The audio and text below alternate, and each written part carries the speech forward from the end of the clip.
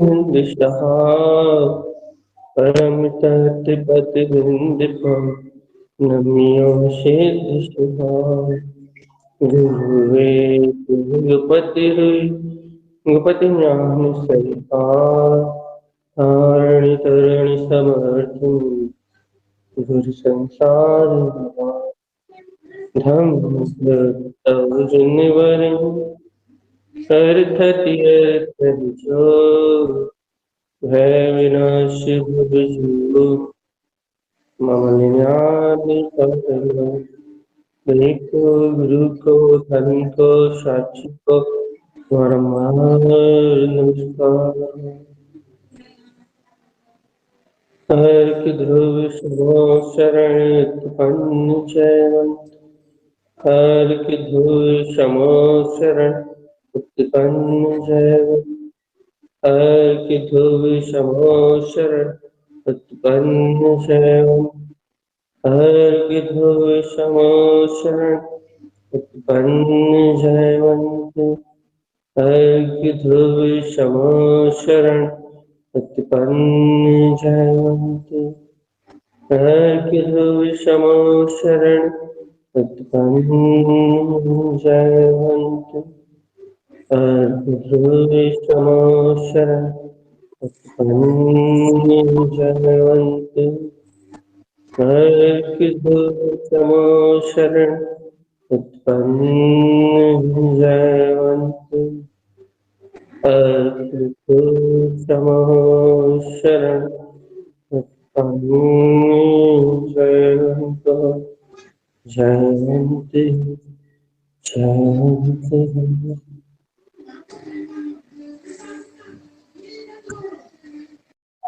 इतना कैसे चल रहा है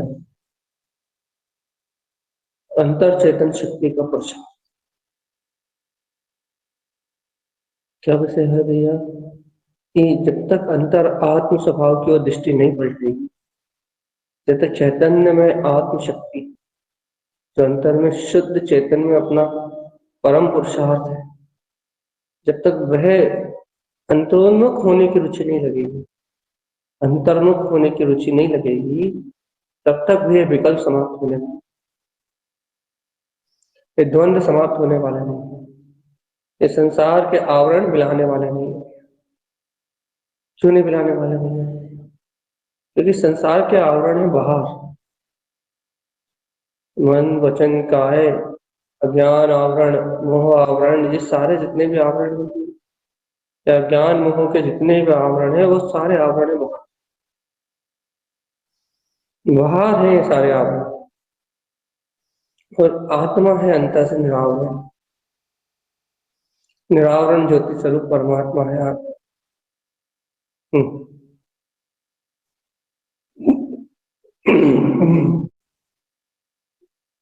जितने भी आवरण हैं जितने भी आवरण भाव हैं लेकिन वो आवरण भाव है पर्याय में कर्म में मतलब है वो आवरण भाव का जितना भी परिणमन चल रहा है वो आवरण भाव का परिणमन जब तक चल रहा है उस घड़ी तक चल रहा है जिस घड़ी तक कर्मों के उदय।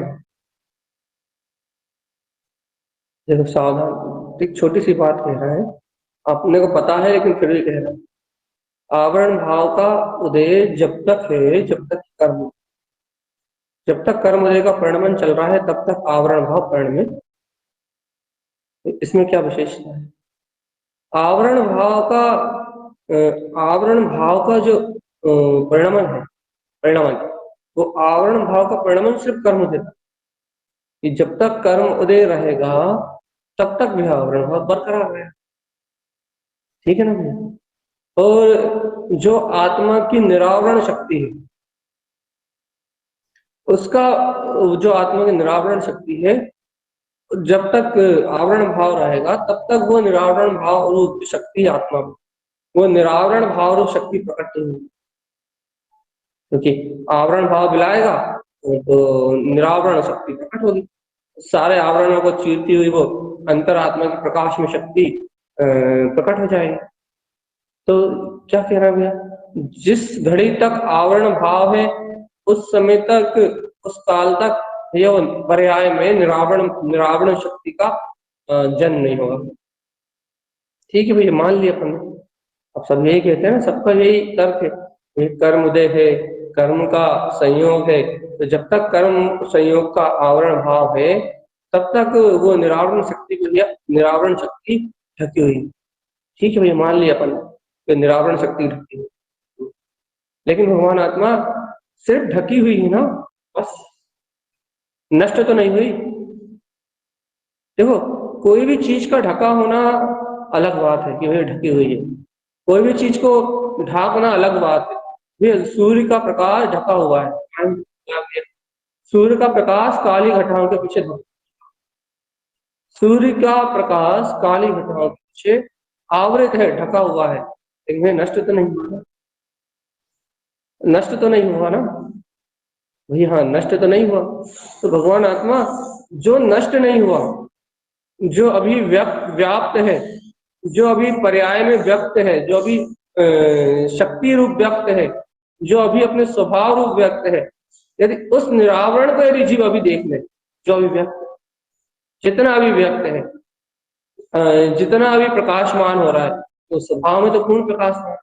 लेकिन आप कहोगे भैया तो स्वभाव में जो पूर्ण प्रकाशमान है वो तो आवरण के कारण ढका हुआ है, वो तो आवरण भाव के कारण से ढका हुआ है, इसलिए तो पर्याय व्यक्त नहीं हो रहा। हाँ ठीक है भैया, लेकिन भगवान जी वो जो पर्याय में जो आवरण के कारण आपको दिख नहीं रहा, उसके बाद भी तो उसका कहीं ना कहीं प्रकाश है। सूर्य काली घटाओं के कारण दिख नहीं रहा, लेकिन उसके बाद भी तो उसका प्रकाश है ना, उसका प्रकाश दिख कहाँ है। अब प्रश्न ये आ जाता भैया, अब सुनो सावधान होकर जाओ भैया, आवरण भाव के बाद भी जो निरावरण, आवरण भाव मतलब क्या, निरावरण को व्यक्त ना होने दें, पर्याय में व्यक्त ना होने दें भैया। जब निरावरण को पर्याय में व्यक्त होने नहीं देने का जो आवरण भाव है, अभी जब तक वो बना हुआ है जैसा का तैसा स्थिर है, तो अभी क्या बोलते हैं, निरावरण शक्ति है वो तो अभी ढकी हुई है, वो पूर्ण रूप ढकी हुई है भैया, पूर्ण रूप मतलब जितना आवरण भाव है उतनी ढकी हुई है। अब हम यहाँ ये कह रहे हैं भैया, निरावरण जो आवरण भाव है उसके कारण जो ढका हुआ है, उसके बाद भी तो कुछ है या नहीं है, ये उसके बाद भी कुछ है या नहीं है, मतलब केवल ज्ञान पे आवरण है भैया, केवल ज्ञान की प्रकटता पे आवरण है, ठीक है भैया, अवधि ज्ञान की प्रकटता पे आवरण है, ठीक है भैया मान लिया। इसके बाद क्या कह रहा, इसके बाद आप कह रहा भैया मना पड़ेगा ज्ञान की प्रकटता पे भी आवरण है, हाँ भैया ठीक है, क्या तीनों प्रत्यक्ष ज्ञान की प्रकटता पर आवरण, हाँ ठीक है मान लीजिए, लेकिन इन तीनों ज्ञान के आवरण होने के बाद भी निरावरण भी तो है, यानी कि उसके बाद भी तो प्रकाश है, पहले कहाँ है ना, अवधि ज्ञान है ना, मना पड़ेगा ज्ञान है न केवल ज्ञान है ना, प्रकाश है अभी भी, काय का प्रकाश है, मति शुद्ध ज्ञान का। अब अपन कहाँ आ गए भैया कि इतने आवरण भाव के होने के बाद भी आवरण की पूरी आवरण में, आवरण में दशा होने के बाद भी अभी भी उसका आवरण, जो आवरण था वो आवरण, ये मति शुद्ध ज्ञान आ गया, कहने लगे भैया आवरण कहाँ, कहने आवरण तो ऊपर रह गया, आवरण तो आवरण में रह गया, लेकिन आवरण होने के बाद भी मति शुद्ध ज्ञान है। तो अब जीव कहने लगा भैया हाँ ठीक है, मति शुद्ध ज्ञान का उभार तो है अभी, मति शुद्ध ज्ञान की प्रकटता तो है, लेकिन कुमति कुशो तो कुअब्धि से कहने लगा ये भी तो मलिन हो रहा है, मति शुद्ध ज्ञान भी तो मलिन हो रहा है, क्यों मलिन हो रहा है, कुमति कुशुद्ध के कारण, कुमति कुशुद्ध के कारण मलिन हो रहा है। आवरण भाव यहाँ भी तो आवरण है, कहने लगे ये जो सूर्य का प्रकाश है ये धरती पे आ तो रहा है बादलों के आवरण के कारण, लेकिन बादलों के आवरण के कारण आ तो धरती पे रहा है, लेकिन धरती पे आ भी रहा है तो कहने लगे प्रकाश जैसा नहीं लग रहा, कैसा लग रहा है, प्रकाश तो हो रहा है लेकिन वो प्रकाश जैसा, यानी कि जगमग होता हुआ तेज तेजवंत जो प्रकाश होता है वैसा नहीं हो रहा, कैसा हो रहा है, एकदम दुधिया दुधिया कलर का, कहना एकदम काला काला काला टाइप का, ऐसा प्रकाश हो।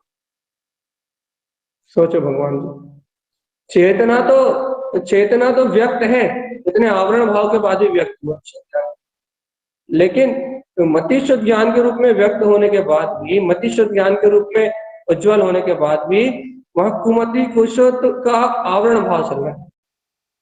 अब ये कुमति कुशुद्ध का आवरण भाव भी तो आवरण ही है ना। अब ये प्रकट हुई चेतना में भी तो आवरण है। अब आप अपना पुरुषार्थ ये है कि जो प्रकट चेतना पे आवरण है उस आवरण को हटा। अभी हम आपसे ये नहीं कह रहे कि आप केवल दर्शनावरण को हटाओ। अभी हम ये नहीं कह रहे आपसे कि आप अभी दर्शनावरण को हटाओ। अभी हम ये नहीं कह रहे आपसे, आप मना करें कि दर्शनावरण को हटाओ। हम आपसे वहां के आवरण को हटाने की बात नहीं। फिर अभी अपन क्या कर रहे हैं भैया? अभी जो ज्ञान और कुमति और कुशुद्ध रूप जो ज्ञान हो रहा है, उन ज्ञान के आवरण को हटाने की बात। जो प्रकट है, जो प्रकट पर्याय में आवृत।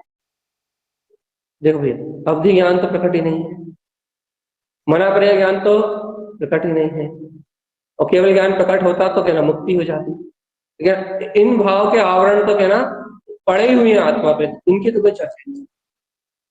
तो फिर क्या कह रहा भैया आप? अभी कौन से दो ज्ञान प्रकट है? केवल मति शुद्ध ज्ञान प्रकट है। अभी हम आपसे मति शुद्ध ज्ञानावरण को हटाने की बात। कैसे हटेगा? अब आप खुद निर्णय करो भगवान जी। अब ये निर्णय करो कि ये जीव आत्मा हे आत्मा, ये मति शुद्ध ज्ञान का आवरण भाव रूप जो परिणमन हुआ है, कुमति और कुशुद्ध रूप, ये कुमति कुशुद्ध रूप परिणमन क्यों हो रहा? क्यों हो रहा है ये विपरीत परिणमन? जब ये आत्मा की प्रकट शक्ति है, जो प्रकट है, अब ये प्रकट शक्ति विपरीत परिणमित हो रही है। आत्मा की ये मति शुद्ध ज्ञान रूप जो प्रकट शक्ति है, ये प्रकट वर्तमान पर्याय में है। अभी ये वर्तमान पर्याय में सामर्थ्य है, वर्तमान पर्याय में ये मति शुद्ध ज्ञान की पूर्ण सामर्थ्य है जीव के पास। अब ये पूर्ण सामर्थ्य जीव के स्वभाव से विपरीत परिणमित, प्रकट सामर्थ्य विपरीत परिणमित। तो ये क्या कहना चाहते हो आप? अब इस विपरीत सामर्थ्य को, ये जो विपरीत परिणमित हो रही है, इस सामर्थ्य को स्वभाव रूप परिणमित कराना हो सकता है। अब आप विचार करो कि हो सकता है या नहीं हो सकता। ये कुमति कुशुद्ध रूप जो दोनों आत्मा के प्रकट ज्ञान है अभी तुम्हारे, क्या ये सुमति और सुश्रुत रूप परिणमित हो सकते हैं? नहीं हो सकते। अब आपको विचार करना है। आपको विचार करना है भगवान जी कि जो अभी कुमति कुशुद्ध रूप शक्ति है, आत्मा की प्रकट पर्याय में शक्ति, इसे ये है प्रकट पर्याय में आत्मा की सामर्थ्य। इस समय वर्तमान भूमिका में जीव की प्रकट पर्याय की सामर्थ्य, जैसे ये कहने लगे मति शुद्ध ज्ञान कहने लगे। अब क्या करना है कि ना, इस सामर्थ्य को जो अभी प्रकट पर्याय में सामर्थ्य, इस सामर्थ्य को उठाना है। मतलब ये सामर्थ्य जो विकार परिणाम में परिणमित हो रही है, अशुद्ध भाव में परिणमित हो रही है, कर्तृत्व भाव, भोक्तृत्व भाव, ममत्व भाव में मिथ्या श्रद्धा से कि मेरा परिणमन इसी रूप चल रहा है, ये पर पदार्थों की और जो अनुराग भाव के साथ जो परिणमित हो रही है, पर का कर्ता, पर का भोक्ता, पर में रमण करने वाला, मिथ्या विचारों में मन ख्याली पुलावों में डूबने वाला, मानसिक जो ख्याली पुलाव है, अशुद्ध भाव है, पर अवलंबन पर्याय आश्रय के जो भाव है, उन पर अवलंबन आश्रय के भाव से ये जो चेतना कुमति कुशुद्ध रूप परिणमित हो रही है, इस सामर्थ्य को पलटता। अब ये पुरुषार्थ की बात चल रही है, थोड़ा सचेत होके बैठो। पुरुषार्थ की बात, अपने को यहां से अपने स्वभाव को उत्पन्न करना है। ये मति शुद्ध ज्ञान है भैया, ये आत्मा का अपना स्वभाव, अपना प्रकाश है। आत्मा से उत्पन्न हुई अपनी ज्योति है, आत्मा से उत्पन्न हुआ अपना स्वच्छ धवल प्रकाश है मति शुद्ध ज्ञान। अपने को जो मलिन हो रहा है मति और शुद्ध मिथ्या श्रद्धा के साथ, मिथ्या श्रद्धा के साथ जो पर पर्याय इंद्रिय अवलंबन रूप सावधान आत्मा, इंद्रिय अवलंबन रूप जो परिणमित हो रहा है मति शुद्ध ज्ञान, है ना, उस मति शुद्ध ज्ञान जो कुमति कुशुद्ध रूप परिणमित हो रहा है, उस परिणमन के साथ नहीं उलझना। अच्छे से आत्मा, तो सरल सी बात है, कोई कठिन चर्चा नहीं। बस थोड़ा सा क्या है, हम आपको पूरी कर्म प्रकृतियों के नाम गिनाते हुए यहाँ तक लाया तो थोड़ी लेकिन आप वो बहुत सरल है, बहुत सरल सी बात है। क्या कि जो अभी सामर्थ आपकी वर्तमान सामर्थ जो इंद्रिय विषय अवलंबन सहित परिणमित हो रही है, कसाय कसाय विषय अवलंबन सहित परिणमित हो रही है, मोह मोह ममत्व के राग विकारी भाव रूप परिणमित हो रही है।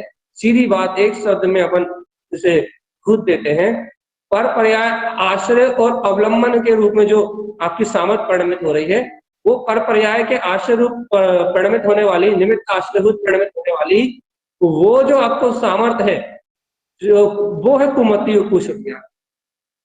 कुमति और कुश ज्ञान का काम क्या है भैया? कुमति कुश का काम है कि जीव देखो, मति और सुज्ञान इंद्रिय मन और इंद्रियों के अवलंबन से, और ये मति और सुज्ञान जब इंद्रिय अवलंबन से अवज्ञेय अवाय और धारणा रूप जब मति ज्ञान का जन्म होता है, जब ये मति ज्ञान दर्शन उपयोग के बाद पर पदार्थों को ग्रहण करता है, तो इंद्रिय आश्रय से ग्रहण करता है। तो दर्शन उपयोग की चर्चा नहीं ले रहा है अपन, वो दर्शन उपयोग की चर्चा कर रहे थे। दर्शन उपयोग का कर दिया कौन? दर्शन उपयोग के बाद जो साधारण वस्तु को ग्रहण करता है, साधारण वस्तु का अवलोकन का होता है पहले मति ज्ञान में, तो मति ज्ञान भी है, फिर अवघेय, फिर ई, फिर आवाय, फिर धारणा। इस प्रकार से मति ज्ञान का परिणाम, और मति ज्ञान के परिणाम के तत्काल बाद श्रुत ज्ञान होता है। एक बात याद रख, यदि मति ज्ञान काम करेगा तो सिर्फ मति ज्ञान काम करेगा, फिर उसके बाद जब श्रुत ज्ञान काम करेगा तो श्रुत ज्ञान काम करेगा। एक बार में सिर्फ एक ही ज्ञान काम करेगा। ये भी सिद्धांत ही समझो, क्योंकि छद्मस्त भूमिका में सावधान चेतन, छद्मस्त भूमिका में जो जीव को ज्ञान होता है, वो ज्ञान एक बार में एक ही ज्ञान लगता है। 5 ज्ञान में से जब भी ज्ञान काम करेंगे, कोई भी एक ज्ञान काम करेगा, ऐसा नहीं कि मति और श्रुत एक साथ काम करेगा। तो फिर क्या क्या क्या बात चल रही है? तो क्या हो रहा है भैया? या तो जीव को मति ज्ञान काम कर रहा है, मति ज्ञान काम कर रहा मतलब या तो स्वभाव की धारणा बनी हुई है भैया कि मैं चैतन्य तत्व भगवान हूं, मैं वीतराग तत्व भगवान आत्मा हूं। जब भी ऐसा सावधान, जब भी ऐसा परिणमन चल रहा है कि मेरे वीतराग तत्व भगवान, मैं तो ज्ञाता तत्व भगवान आत्मा हूं, मैं तो विज्ञान में स्वभाव चैतन्य में आत्मा हूं, मैं ज्ञान विज्ञान में वीतराग तत्व परमात्मा। जब भी ये धारणा इस रूप से परिणमित हो रही है, जब समझता है आपको मति ज्ञान, या फिर और कोई धारणा पेर रही है आपको, कोई भी धारणा संसार में कोई भी विषय ग्रहण होके कोई भी चीज आपको धारणाएं बनी हुई, जैसे मेरा मकान, मेरा दुकान, मेरी स्त्री, घर में सोने की अंगूठी रखी है, हीरे मोती के वो रखे हुए, जितना कुछ भी आपको धारणा में बरत रहा है, अवगह ही आवाज और धारणा। तो भैया धारणा रूप जितना बना हुआ है, नॉर्मली विचार आ गया भैया वो चीज मेरी वहां रखी है, नॉर्मली किसी चीज को देख के विचार आ गया, तो सब मति ज्ञान का काम है। और ये मति ज्ञान इंद्रिय अवलंबन से उत्पन्न, इंद्रिय आश्रय से उत्पन्न, मन और इंद्रिय के आश्रित होके, पर पदार्थ के आश्रित होके ये मति ज्ञान उत्पन्न होता। अब यहाँ एक सामान्य सी बात चल रही है कि जो ज्ञान इंद्रियों के आश्रय को लेकर उत्पन्न होता है, जड़ चेतन पदार्थों को देख, जड़ पुद्गल अचेतन जितने भी पदार्थ हैं, जो ज्ञान इन मन के आश्रय से पुद्गल निमित्तों के अधीन, ये मन है ना भैया, मन का काम ही है, मन और इंद्रियों का काम ही है क्या कि जो मन और इंद्रियों से गमने में पदार्थ आ रहे हैं, मति ज्ञान इनके निमित्त से उत्पन्न हो रहा है, इन्हीं के निमित्त से उत्पन्न हो रहा है अभी। तो अब ये मन और इंद्रियों के निमित्त से गमने के कारण से मति ज्ञान में क्या क्या उत्पन्न हो रहा है, क्या धारणा बन रही है, कैसी धारणा आ रही है, कैसा विचार उत्पन्न हो रहा है, कैसा पदार्थ को ग्रहण कर रहा है। मति आंख खोलते से ही मति ज्ञान प्रारंभ हो गया, कानों से सुनते ही मति ज्ञान प्रारंभ हो गया, मन ने 5 इंद्रियों के सुख को ग्रहण किया, दुख को ग्रहण किया, मन ने भैया वेद साता कर्म को ग्रहण किया, असाता कर्म को ग्रहण किया, मन ने कुछ भी जाना, कुछ भी देखा, 5 इंद्रिय में से स्पर्शन, रसना, घ्राण, चक्षु, कान, कोई भी इंद्रिय का परिणमन हुआ, कोई भी इंद्रिय का विषय बना, मन ने कोई भी इंद्रिय विषय को गमा, कोई भी इंद्रिय ने अपने विषय को उत्पन्न किया, भाव इंद्रिय में कोई भी इंद्रिय का विषय आया भैया, तो वह इंद्रिय का विषय सबसे पहले दर्शन उपयोग के बाद, दर्शन की चर्चा नहीं आज, सबसे पहले गया मति ज्ञान। मति ज्ञान ने उसको साधारण साधारण अवलोकन कर लिया। मति ज्ञान ने देख लिया कि क्या है, मति ज्ञान ने देख लिया कि वह भूख की इच्छा हुई, सावधान चेतना।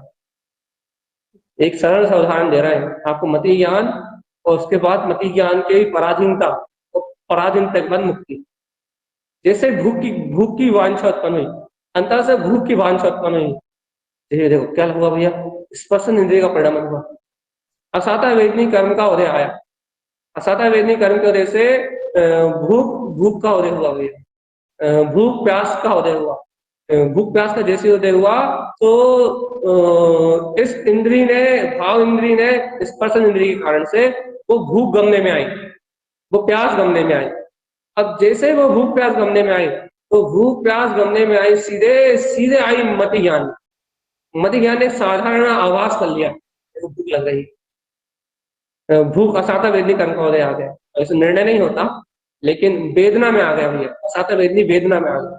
तो जैसे ही असाता वेदनी कर्म वेदना में आया, अर्थात अनुभव में आया, जैसे ही यहाँ मति ज्ञान ने तुरंत एक्शन ले लिया। क्या? मति ज्ञान ने जान लिया, देखो देखो वेदना हो रही है, अब वेदना नहीं लगता, वहां लगता है इच्छा हो रही है, वहां लगता है कि अरे भूख लग रही तो चलो भोजन कर लो। ये विचार ही नहीं आता, ये जीव जब पकड़ नहीं पाता ये हुआ क्या, इतना मूर्छामान है। जैसे कर्म प्रकृतियों का एक तो ज्ञान नहीं है, पहली बात तो कर्म प्रकृतियों के बारे में कोई नॉलेज नहीं है, कर्म प्रकृतियों को पकड़े कहां से, पहली बात। दूसरी बात, ज्ञान इतना मूर्छित है, इंद्रिय अवलंबन में इतना मूर्छित है कि कर्म प्रकृति का विचार करने का टाइम किसके पास है, आत्मचिंतन करने का टाइम किसके पास। मूर्छा इतनी इतनी भयानक है, इतनी भयानक मूर्छा है तो कहने लगे कि पर पर्याय के अवलंबन और रस में इतना मदमस्त है कि ये बोध कौन दिलाए, ये जगाए कौन उसको। मति ज्ञान में जैसे ये वेदना आया तो मुझे भूख लग रही है, प्यास लग रही है, तो कहने लगे भेद ज्ञान कराए कौन, ये भिन्नता दर्शाए कौन, कैसी भिन्नता भैया, कि ये जो वेदन हुआ है ये कुमति ज्ञान का वेदन, ये जो वेदन हुआ है, ये जो तुम्हें सामान्य अवलोकन हुआ है, ये को ज्ञान में जानने में आया है, ज्ञान में जाना है, को ज्ञान में जाना है इसे। हाँ, क्या लगे ये जो अनुभव हुआ ना तुम्हें भूख का प्यास का असाता वेदनी का, असाता वेदनी का अनुभव करने वाला ये लगे आत्मा का मति ज्ञान, सम्यक मति थोड़ी ना है, सम्यक मति नहीं है तो कौन है भैया इसका वेदन करने वाला। सम्यक मति यदि इसका वेदन करती, सम्यक मति में यदि ये आता तो कहने लगा ये वेदन भिन्न आता, कहने लगे राग भाव रहित आता, चेतना को प्रभावित करे बिना आता, चेतना को प्रभावित करे बिना आता, मात्र कर्मदेव रूप आता, लेकिन अभी कर्मदेव रूप थोड़ी ना आ रहा, कैसा आ रहा, कहने लगे ये जो भूख और प्यास का भाव उत्पन्न हुआ, कहने लगे ये अनुराग पूर्वक आ रहा है, अनुराग शब्द दे रहा है, राग सहित मिथ्या सहित, अनुराग शब्द मात्र दे रहा है समझाने। तो भैया क्या कह रहे हैं अपन आप, अब ये भूख का और प्यास का जो भाव आया कैसे आया भैया, अनुराग सहित तथा तीव्र राग और मोह की अपनत्व की धारा के साथ लेके अंतर से निकल के आया, तो अनुराग भाव सहित आया।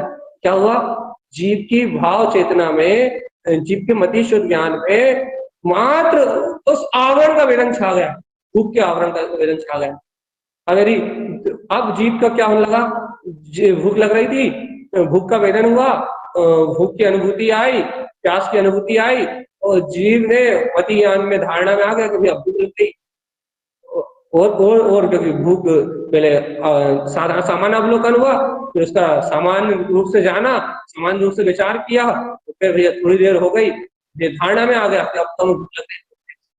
क्या होने लगा भैया, उस मति ज्ञान में पूर्ण रूपेण छा गया, अब तो भूख लग रही, भूख का वेदन छा गया, वो भूख प्यास के वेदन में वो मति ज्ञान पूरा तरीके से तन्मय में हो गया।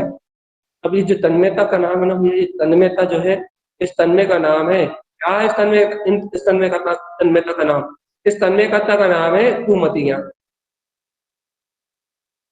ये तन्मयता है कुमति, ये तन्मयता जो हुई पर पदार्थ के वेदन रूप, ये जो तन्मयता हो गई एक पर पदार्थ रूप तन्मयता, ये पर पदार्थ रूप जो तन्मयता तुम्हारे सामने प्रकट हुई कि ना, ये पर पदार्थ रूप तन्मयता का नाम है सुमति ज्ञान।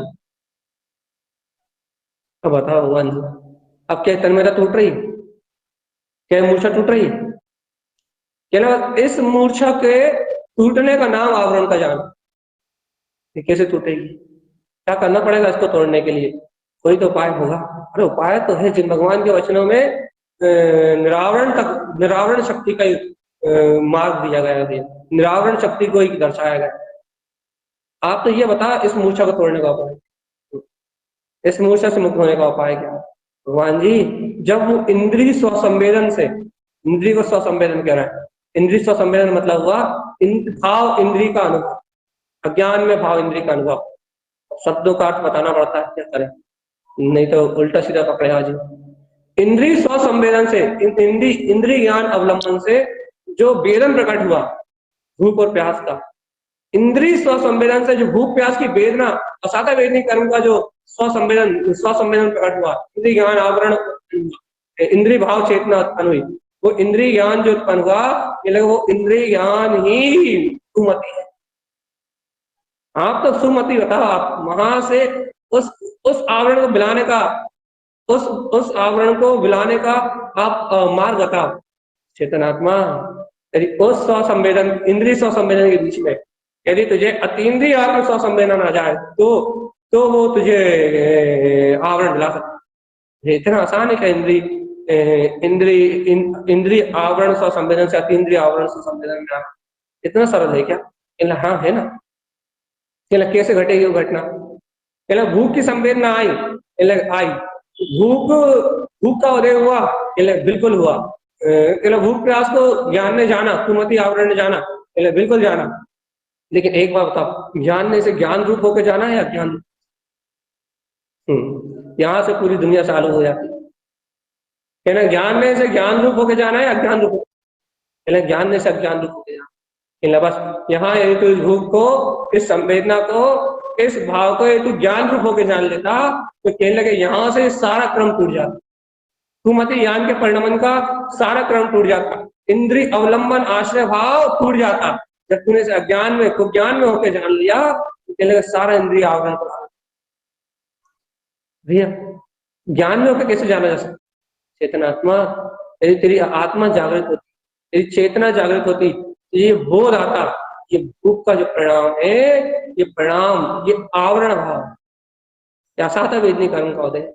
तुझे जिन भगवान के वचनों का चिंतन आता कि जिन परिणाम शुद्ध शुद्ध, जिन भगवान के द्वारा कहा हुआ वीतराग स्वरूप का बोध आता, जिन भगवान ने कहा है हाँ ये पर पर्याय का अवलंबन, ये पर पर्याय का आश्रय, ये आश्रय ही अनर्थ का मूल है, अनित्य का मूल है। मूड आदमी, अरे ये जीव तो इतना मूर्छित है, कितना मूर्छित है इस भूख प्यास के वेदन के, छोड़ो, ये तो इतना पागल है, इतना पागल है कि पर के द्वारा कहे हुए वचन, पर के द्वारा बोली हुई वाणी, जिन भगवान के वचनों को छोड़ के जो अज्ञानी मूल जीवों के द्वारा कहा हुआ परिणमन है, उसके वेदन को ग्रहण कर अपनी मन मानसिक अचेतन मानसिक प्रवृत्ति से, चेतन नहीं कहा हमने, सावधान, अचेतन मानसिक प्रवृत्ति में, अचेतन भाव मानसिक प्रवृत्ति में इंद्रिय स्वसंवेदन रूप, याद रखो इंद्रिय भाव स्वसंवेदन, इंद्रिय भाव स्वसंवेदन रूप अचेतन मानसिक प्रवृत्ति में रत होकर ये मूढ़ अज्ञानी मोही पापी जीव, ये तो निरंतर परभाव के वेदन में लगा हुआ। और क्या कह रहा है? हमें निरावरण ज्ञान चाहिए, हम तो प्रत्यक्ष केवल ज्ञान में ज्योति को दिखाएंगे। बातें देखो, बातें देखो आप, हम तो प्रत्यक्ष केवल ज्ञान में प्रत्यक्ष भीतर तत्व को दिखाएंगे। हम तो तीनों लोक और अलोक को प्रकाशित करने वाली अपनी ध्रुव चेतना को दिखाएंगे। सपने तो बहुत बड़े हैं ये चीज, लेकिन आप देखो तो मूर्छा कितनी गहरी है। आप देखो तो इस जीव के सपने कितने बड़े हैं, इस जीव के ख्वाब कितने बड़े हैं कि अरिहंत जिनेन परमात्मा के जैसे अपने केवल ज्ञान सूर्य को प्रकाशित करें। इस जीव के ख्वाब कितने बड़े हैं, और होने भी चाहिए। क्यों? क्योंकि इसका स्वभाव ही वैसा है। आज सुबह की चर्चा सुन लेना भैया, यदि आपको अभी की चर्चा में भारीपन आ रहा है, आज आप सुबह की चर्चा सुन लो। तुम आज कह रहे हैं जिन दृष्टि इष्ट समशुद्धम, तो जिन भगवान के वचनों की प्रियता ही है वही शुद्धता है। इसके अलावा जिन भगवान के वचनों की प्रियता के अलावा आप जो भी वेदन कर रहे हो, जो भी सुन रहे हो, जो भी समझ रहे हो, जो भी आप जिन भगवान के वचनों को छोड़ आप जिन भगवान के वचनों की इष्टता को छोड़ के, उनके वचनों की प्रियता को छोड़ के आप जो कुछ भी सुन रहे हो, समझ रहे हो, जो कुछ भी जान रहा है, जो कुछ भी देख रहा हो, वो सब कचरा कूड़ा है और सब अशुद्ध है। आप कुछ भी क्यों ना कर रहा हो, कुछ भी एक्स वाई जेड आपके जीवन में सुबह उठने से लेके रात में सोने तक और अनंत काल से जो आपका जीव यहाँ इस संसार में रहा है, जिन भगवान के वचनों की इष्टता प्रियता के अलावा उसके उपयोग में जो भी परिणाम चल रहा है, चाहे कितना ही अच्छा हो तुम्हारी नजरों में, वो लेकिन है तो मूड, वो सब अशुद्ध है। सिर्फ एकमात्र जिन भगवान के जो वचन है, जिन भगवान की जो दृष्टि है, वही प्रिय है, वही इष्ट है और समसुद्ध, वही स्वयं शुद्ध। इसके अलावा जगत का जितना भी, इस जीव का जितना भी परिणाम है, वो सब अशुद्ध। और जीव उस अशुद्ध परिणाम में, उस अशुद्ध पर पर्याय में, उस अशुद्ध मोह आवरण में, देखो सिर्फ मति ज्ञान ले पा, अशुद्ध ज्ञान तो कहीं नहीं है। उस अशुद्ध पर्याय आवरण में ये जीव उस अशुद्ध इंद्रिय आवरण स्वसंवेदन में इतना विलीन है, भगवान इतना विलीन है कि इस अपने चित्त प्रकाश में चेतन आत्मा का बोध ही नहीं आता, जबकि इसकी मति ममल है। इसके मति ज्ञान का प्रकाश शुद्ध है, प्रकाश में है। इसके मति ज्ञान का जो प्रकाश है वो इंद्रिय आवरण से रहित है, क्योंकि आत्मा का शब्द किया ना, इसमें मूड है, अज्ञानी है, लेकिन नए कहां से आत्मा से नहीं है, इसी तो पर पदार्थ होती है। लेकिन होनार अच्छी है भैया, इसलिए पर पदार्थों से मुक्त अपने आत्म तत्व का श्रद्धा हो गया ना, मति सम्यक रही ना, मति में सम्यक निरावरण चेतन शक्ति आई, स्थान आया ना कुछ अंश में। ये बात ग्रहण करी ना मति ने, स्थान के साथ परिणमित होते हुए मति ने ये बात ग्रहण करी ना कि मैं आत्मा शुद्ध आत्मा हूँ। इस सर्वज्ञ की वाणी रूप जो वचन ग्रहण हुए हैं जिनेन्द्र परमात्मा की वाणी के, वो वचन ग्रहण होने के कारण से इसकी मति में सम्यक आया। जिनवाणी इष्ट लगने के कारण से इसकी मति में सम्यकपन आया। इस कारण से बच गया है जीव निगोद जाने से, इस कारण से बच गया है जीव अनंत घोर संसार में डूबने से, क्योंकि कह रहा है ना अभ्याली कहा ना कि जिन दृष्टि उक्त जो जिन भगवान की दृष्टि है वो स्वयं शुद्ध है। इस चक्कर में बच गया है जीव, जो जिन भगवान के वचनों की जो प्रियता इसके अंतर में आ गई ना, बस सिर्फ इस कारण से बच गया है जीव। बस सिर्फ एक छोटा सा कारण जीव का, इसके अंतर में सर्वज्ञ भगवान के वचनों का जो श्रद्धान आ गया, बस इतना सा कारण है इसको बचने। नहीं तो ये नियम से निभो जाती है आप मेरी, इतना सा काम नहीं होता। जिन भगवान के वचनों की प्रियता नहीं होती इस जीव को, वो भी पूर्ण रूप में नहीं है, वो तो इष्टता पूर्ण रूप में नहीं है, बस जिन भगवान की वाणी का श्रद्धान हो गया इससे बच गया है। सही कह रहा है, नहीं तो नियम से निगोद गति का बंद कर रहा है हर समय। एक भी समय ऐसा नहीं कि निगोद परिणाम से बचना नहीं। देखो भैया क्या कह रहा है, क्या कहा जा रहा है वहां, उसे आत्मा ग्रहण नहीं हो रहा, आत्मा ग्रहण नहीं हो रहा, वहां उसे अपना ममल ज्ञान, निराश्रित ज्ञान, जो कर्म आश्रित भाव सा संवेदन प्रकट हो रहा है, वो तो ग्रहण हो रहा है। कर्म आश्रित वो ज्ञान रूप, भूख प्यास रूप है ना, वो जो भूख प्यास रूप जो आवरण भाव है वो तो ग्रहण हो रहा है। सर्व भगवान की वाणी में जो आ रहा है कि तू शुद्ध बुद्ध चेतन में इंद्रिय आत्मा है, वो ग्रहण नहीं हो। जिस समय आवरण भाव ग्रहण हो रहा है उस समय ये मतियान इंद्रिय के आश्रित, उदाहरण दिया भूख प्यास का, ऐसे समस्त पदार्थों में लगा कि जब जब उसे पर पर्याय स्वसंवेदन ग्रहण हो रहा है, ग्रहण हो रहा है, तब ज्ञान शुद्ध, तब उसको कुमति कुशुद्ध का परिणमन चल रहा है। क्यों चल रहा है भैया कुमति कुशुद्ध का परिणमन?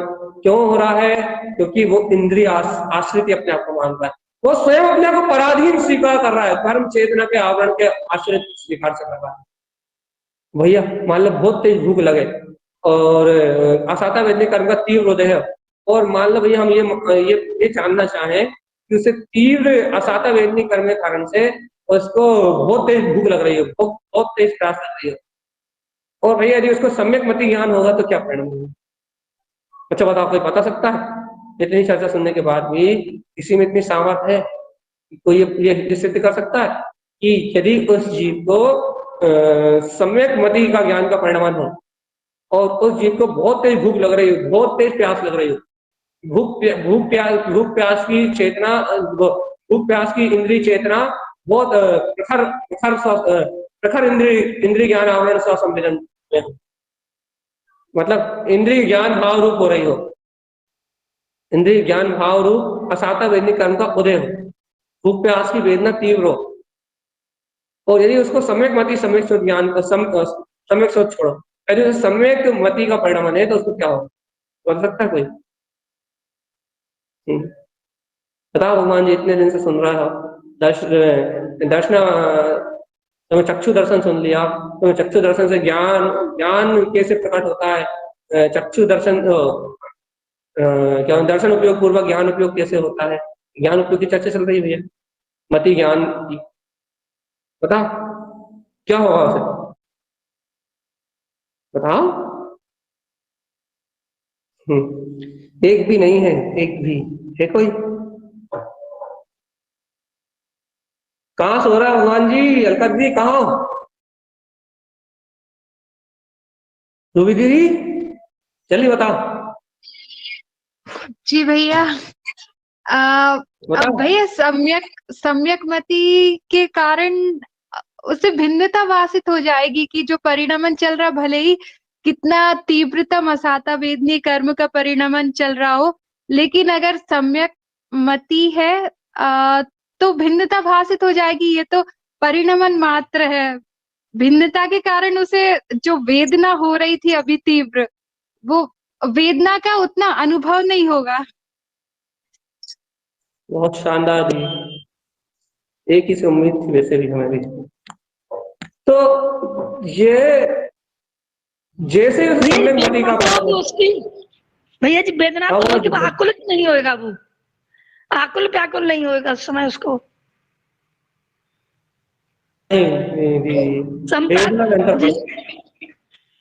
वेदना भाव खत्म हो जाएगा, जो वेदना का उसका वेदनिक कर्म का जो वेदन का जो भाव है, वेदन का भाव मन पड़ जाएगा, मन वो जो वेदन हो रहा है ना उसको, वो वेदन भिन्न हो जाएगा उसकी चेतना से, वो वेदन जो असाता वेदनिक कर्म का जो वेदन से चल रहा है ना, वो अनुभूति उसके जहन से खत्म हो जाएगी, वो अनुभूति उसके जहन से निकल जाएगी। जहन से ये नहीं कह रहा है कि उसको मन का मानसिक पीड़ा नहीं होगी, लेकिन वो पीड़ा बिल्कुल ना के बराबर हो जाएगी, ऐसा लगता है पर द्रव्यों में हो रहा है, तो वेदना का भाव खत्म हो जाएगा, और जो वो वेदना से जो भिन्न हो जाएगा वो, अर्थात देखो देखो अपन कहते हैं ना ज्ञानियों के ऊपर उपसर्ग होते हैं, ज्ञानी उपसर्ग सहन नहीं करते भगवान, उन्हें उपसर्ग की वेदना होती नहीं है, उपसर्ग की वेदना उनके ज्ञान तक पहुंचती नहीं है, ज्ञानियों के ज्ञान तक उपसर्ग की वेदना पहुंचती नहीं है। भैया शरीर तो जल रहा है ना, सिर पर सिगड़ी जल रही है, भैया सिर पर चलती सिगड़ी की वेदना उनके ज्ञान तक हो ही नहीं रही, वेदन का अनुभव नहीं होता है? उसका ज्ञान अपने में रहता है तो उसको वेदना का अनुभव नहीं होता होगा।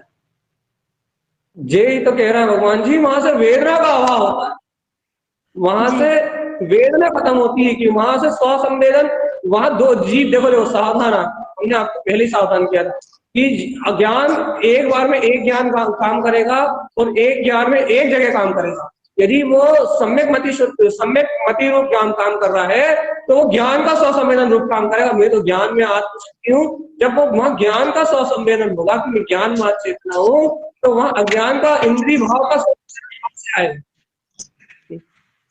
वहां दो स्वसंवेदन कैसे हो सकते हैं? या तो इंद्रिय भाव संवेदन होगा या फिर अतीन्द्रिय भाव संवेदन होगा, दो में से एक संवेदन काम करेगा। जब यदि अतीन्द्रिय भाव सम्यक मति ज्ञान का संवेदन काम करेगा, सम्यक मति ज्ञान की धारणा काम करेगी, तो वो भूख प्यास की वेदना दिखेगी। ये नहीं कह रहा कि असाता वेदनिक कर्म नहीं दिखेगा, मन रूप असाता वेदनिक कर्म दिखेगा, लेकिन वो मति ज्ञान से भिन्न जान लेता है। वो वेदन जो हो रहा है, जो भूख प्यास का जो वेदन हो रहा है, वो भूख प्यास का वेदन पराया हो जाएगा। भगवान जी कोई भी वेदन यदि पराया हो जाए चेतना को दुखी नहीं करता, कोई भी वेदन यदि पराया हो जाए वो चेतना को दुखी नहीं करता, वो चेतना को आकलित नहीं कर सकता, वो चेतना को अपने पराधीन नहीं कर सकता, चेतना को सावधान, चेतना को वो वेदन पराधीन करता है जो अपना नहीं। चेतना को वो वेदन पराधीन करता है, अपने आश्रित करता है, जो उसको अपना लगे, अपना प्रतीत हो। जो वेदन चेतना को पराया लगता है, वो वेदन चेतना तक पहुंचते नहीं है, वो वेदन चेतना तक को छूते ही नहीं है, वो वेदन चेतना को पराया लगता है। वहां सम्यक मति सम्यक शुद्ध ज्ञान होने से वो वेदन पराया हो जाएगा। जैसे कि ये सारा परिणमन मुझ में चलेगा, ऐसा लगेगा जैसे कि कोई नौकर आया जिसने भोजन करा, ऐसा लगेगा कि कोई दास आया, कोई गुलाम आया जिसने भैया जैसे मन वचन काया का जो परिणमन होगा ना, भूख भूख प्यास से भोजन करने रूप, भोजन मिलने रूप, भोजन ना मिलने रूप, तो साता साता कर्म का जो परिणाम लगेगा ना, चलेगा ना, वो ऐसा लगेगा जैसे किसी नौकर ने आके काम कर, जैसे किसी नौकर ने आके भोजन कर लिया हो, किसी कर्म ने आके शरीर को उठाया हो और धक्का लगाया हो, शरीर उठा हो, भोजन तक गया हो, भोजन हो गया हो, पता नहीं लगेगा कि भोजन में क्या हुआ, भोजन की भूख किसको लगी और भोजन में भोजन किया किसने, दोनों संवेदनाओं से अनजान। देखो भैया बहुत, देखो अब कोई कहेगा भैया ये तो साधु अवस्था की चर्चा कर रहा, मूड हो तुम, नहीं समझ पाते थे। सदुपयोग की लीनता की बात नहीं कर रहे अभी हम, हमें मति ज्ञान की पराकाष्ठा की बात कर रहे हैं। मति ज्ञान की पराकाष्ठा, तो मति ज्ञान जब विषय को ग्रहण करता है तो मति ज्ञान की पराकाष्ठा यह है, मति ज्ञान पर संवेदन से रहित विषय को ग्रहण, शुद्ध मति ज्ञान स्वसंवेदन विषय को ग्रहण करता है, पर संवेदन विषयों को ग्रहण नहीं करता। और यदि अभी आपको पर की संवेदनाएं बनी हुई है, पर पर्याय की संवेदनाएं बनी हुई है, तो आप इंद्रिय आश्रित ज्ञान आवरण, इंद्रिय आश्रित विषयों को ग्रहण कर रहे हो भगवान जी, आप इंद्रिय अधीन विषयों से ऊपर उठे ही नहीं है। और उठे नहीं हो वो बात तो छोड़ो, आपका चिंतन भी इस दिशा में नहीं है, चिंतन तो छोड़ो, आपकी जागृति भी इस दिशा में नहीं है। भगवान जी जिन भगवान के वचनों को स्वीकार करने वाले आत्म संवेदन, आत्मदृष्टि, अपनी मति ज्ञान की निर्मलता कितनी श्रेष्ठ, आपको इस बात का विचार भी नहीं है। फिर भैया आप तो अज्ञान विषय में रम रहे हो।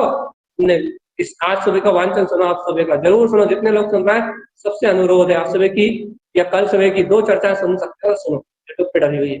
क्या कि आचार्य भगवंत ने कहा है, जिन दृष्टि, जैन भगवान की दृष्टि है, जो जिन दृष्टि है वो ईष्ट है और वही समशुद्धम, वो दृष्टि है तो स्वयं शुद्धता का बोध है, तो जीव शुद्ध है, तो जीव को शुद्धता की वर्तना है, तो जीव अपने शुद्धता में अवगाहन कर रहा है। तो यदि जिन भगवान के वचनों की दृष्टि नहीं है तो जीव शुद्धता को आसपास से भी नहीं जान रहा। भैया यदि अपने अंदर में शुद्धता जानना चाहते हो तो नहाने धोने से और तुम्हारे फालतू दिमाग से लाने से नहीं, तुम्हारी क्रियाओं से नहीं है, तुम्हारे अंदर की शुद्धता है जिन भगवान के उद्देश्य है, जिन भगवान के वचनों से, जिन भगवान की दृष्टि से है, जहाँ आत्म तत्व के प्रति प्रियता प्रकट होती है, जिन भगवान के वचनों के प्रति प्रियता प्रकट होती है, उससे आत्मा के अंदर शुद्धता है, वो है शुद्धता का कारण। लेकिन मूढ़ जीव ना जाने कौन कौन से आवरण भाव में लगा है, कौन सी मानसिक वेदनाओं में लगा हुआ है, कौन सी मानसिक कल्पनाओं में लगा हुआ है, अज्ञान इंद्रिय ज्ञान आवरण संवेदनाओं में डूबा हुआ है, अतीन्द्रिय ज्ञान संवेदना उसके आसपास तक नहीं पहुंच रही। जिन भगवान के वचन, जिन भगवान की वाणी उसके मति ज्ञान तक ही नहीं पहुंच। भैया एक बार बताओ, जब मति ज्ञान तक नहीं पहुंच रही, शुद्ध ज्ञान तक कैसे पहुंचेगी? शुद्ध ज्ञान तक नहीं पहुंचेगी तो फिर चिंतन में कैसे आएगी? जीव इन विषयों का, इन कर्म प्रकृतियों से मुक्त होने का विचार कैसे करेगा? और जब जीव इन कर्म प्रकृति से मुक्त होने का विचार ही नहीं करेगा, अपने निराकार निरावरण ज्ञान विज्ञान में स्वभाव की रुचि नहीं लगाएगा, पर भाव आवरण, पर भाव संवेदना में मूर्छित ही रहेगा, आत्म जागरण को अपने ज्ञान में, अपने विज्ञान में अपने आत्म जागरण को यदि प्रकट ही नहीं करेगा, भगवानात्मक मोक्ष कब जाएगा? देखो भैया पूरी चर्चा का सार कौन बताएगा? अच्छा बताओ, टाइम तो हो गया, वैसे हम डिस्कनेक्ट भी कर सकते, फिर भी एक चांस दे रहा है। पूरी चर्चा का सार कौन बताए? चलिए बताओ। ऐसा दीदी खोलो तो जरा म्यूट। नहीं खुलना। जी भैया। सार बताओ। हाँ भैया, आज की चर्चा का सार यह है। हेलो, हाँ जी भैया, कि जो जीव का जो मतलब ज्ञान पे जो आवरण है, कुछ एक अंशों में ये आवरण है। कुमति कुश्रुत ज्ञान होने पर भी मति ज्ञान मतलब मति ज्ञान पे जो कुमति कुश्रुत ज्ञान है, उसके अलावा भी कुछ अंशों में उसके जीव की जो है ना शुद्धता है। और जब जीव का सम्यक मति, जो अभी आपने प्रश्न किया था उसका जो, कि जब जीव का सम्यक मति ज्ञान सम्यक मति रहती है, तो उस समय जीव को किसी भी प्रकार की वेदना उस जीव तक पहुंचती नहीं है। वो जीव उस समय उस वेदना से भिन्न रहता है, उसको वेदना का आभास नहीं होता है, सिर्फ अपने सम्यक मति बने अपने ज्ञायक बने का ही आभास होता है। हाँ, ये तो आपने क्लियर बताया।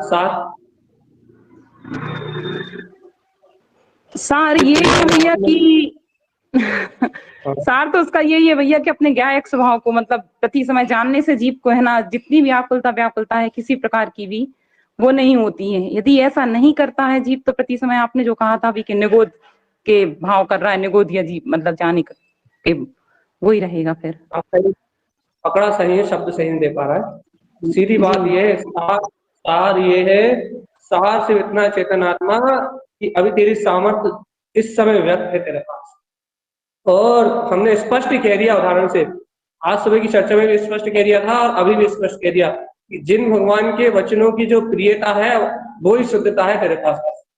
तेरे पास वो स्वसंवेदन में जिन भगवान के वचन उत्पन्न होते हैं, या अपने स्वभाव का अतीन्द्रिय आत्मा का आश्रय उत्पन्न होता है, तू इंद्रिय आवरण की पराधीनता तोड़ता है, तो ही तेरे लिए भगवान आत्मा मुक्ति का मार्ग है। और ये तो यदि पर पर्याय का आश्रय बना होके यदि इन पर पदार्थों के वेदन में डूबा रहेगा, ऐसे अज्ञान कुज्ञान की बुद्धि में इंद्रिय विषयों के आवरण में लगा रहेगा, निगोद का मार्ग खुला है तेरे। मूढ़ अज्ञानी जीव अतीन्द्रिय आत्मा का आश्रय ग्रहण कर, आवरण रहित ज्ञान को ग्रहण कर, निरावरण ज्ञान को ग्रहण कर। निरावरण चेतन में वीतराग शक्ति जो तेरे अंदर में परिणमित हो रही है, जिन भगवान के वचन जो शुद्ध वीतराग तत्व को कह रहा है, जिन भगवान की वाणी जो शुद्ध वीतराग तत्व को कह रही है, जिन भगवान के वचनों में जो सम शुद्धम शुद्धि शुद्ध शुद्धि शुद्ध शुद्धि शुद्ध शुद्धता जो बरत रही है, उसको प्रियता में ला। मूढ़ मन के मर्मत अज्ञानता में आत्मा के निरावरण स्वभाव का विचार कर चेतन, इन आवरण भाव से मुक्ति का भाव लेके आ। इन आवरण भाव से मुक्त हो चेतन आत्मा, इन आवरण भाव की ओर देख मत। वो निर्मल वीतराग प्रकाशित होती हुई अपनी ज्योति, अतीन्द्रिय आत्म ज्योति स्वसंवेदन रूप परिणमित हो रही। यदि अभी भी नहीं चेता आत्मा तू, अभी भी तुझे अंतर आत्मा का होश नहीं आया, अभी भी तू इंद्रिय आवरण में लगा रहा, तो बेटा निगोद की तैयारी कर ले। जिन भगवान के वचनों का दिवस स्मरण हो गया तेरी आत्मा में, तुझे बचाने वाले से जिन भगवान के बचाने मान जा, मैं बात से। और यही अपने मन के मद में, मोह के मद में, अज्ञान के मद में, जिन भगवान के वचनों की जो महिमा तेरे पास है ना, जो जिन भगवान के वचनों की इष्टता तेरे पास है, तो ये भूल से भी बेटा ये वचन चलेगा ना तेरे हृदय से, तो तुझे निगोद ले आकर दिखाएगा। ये याद रखना, चेतन आत्मा चैलेंज कर रहा है हम, तो लोग में कोई भी हो हमारे इस चैलेंज को स्वीकार करके बता दे। यदि जिन भगवान के इन वचनों पे आवरण आ गया ना, जो शुद्धता तेरे अंतर पे बैठे, यदि इन पे आवरण आ गया ना, जो निगोद ही तेरा सम्यक तो सब छूटेगा, तो निगोद ही जाएगा, नियम से निगोद जाएगा। इसलिए भैया ये चर्चा आत्मा के प्रखर पुरुषार्थ को जगाने वाली चर्चा, आत्मा को चोट मार के और अंतर आत्मा की ओर मोड़ने वाली चर्चा। यदि अभी भी चाहते हो अपने अंतर आत्मा को, यदि अभी प्रेम करते हो अपनी आत्मा को, जिन भगवान के वचन ही तुम्हारे लिए प्रिय है, हे चेतन आत्मा, उनके वचनों के अलावा कुछ विचार मत करो। भगवान ने कहा आत्मा आत्मा है, परमात्मा है, स्वयं वीतराग चतुष्टय में ममल गुणों का पिंड, ममल अनंत ज्ञान विज्ञान में चेतन है, ज्ञायक स्वभाव आत्मा है। इस अपने परमात्मा तत्व का अंतर ज्ञान विज्ञान स्वभाव का बोध जगा, और इंद्रिय आवरण रहित जो निरावरण ज्ञान है, जो अपने शुद्ध प्रकाश में आत्म ज्योति को प्रखर रूप से जानता है, आत्म शक्ति को, अंतर आत्म बोध को पहचानता है, या इसकी ओर अपनी रुचि लगा सकता। हाँ, निरावरण ज्ञान ही अपना ज्ञान, ये निरावरण शक्ति अपनी शक्ति है। तो यहाँ आज ही संकल्प ले लो, जिन्हें भगवान के वचनों की खुद शोकन उठा लो, जिनवाणी पे हाथ रख कसम खा लो कि आज हमें पता लग गया कि जिन भगवान के वचनों की प्रियता ही इष्ट है। अब हम ना अपनी कर्ता बुद्धि चलाएंगे, ना अपनी भोक्ता बुद्धि चलाएंगे। जिन भगवान के वचनों को प्रिय रखेंगे अपने चित्त में, बस शुद्धता तो अपने आप पड़ेगी। जिन भगवान के वचनों की भावना रखेंगे अपने हृदय में, विशुद्धता तो अपने आप बढ़ेगी। दर्शन की निर्मलता की भावना रखेंगे, प्राणी मात्र के प्रति समभाव की भावना रखेंगे भैया, पवित्रता अपने आप ही अंतर में बढ़ती जाएगी भैया। पवित्रता अंतरी में बढ़ती जाएगी, कर्म आवरण से मुक्त भाव प्रकट होता जाएगा, तो निरावरण चेतना जगमगा उठेगी। चेतन पहले मति शुद्ध ज्ञान को निर्मल कर ले, फिर अब भी मना पड़ जाओ, केवल ज्ञान की ज्योति को जगमगा लेंगे भैया। जीव अपने शुद्ध प्रसाद को पहचाने, अपने निरावरण गायक तत्व की ओर आगे बढ़े, अपने चित्त प्रकाश में आत्मा का अनुभव करे, अपनी मंगल भावनाओं के साथ। अर्घ ध्रुव समो शरण उत्पन्न जय बंधु उत्पन्न जय बंधु उत्पन्न जय बंधु। जिन वचनों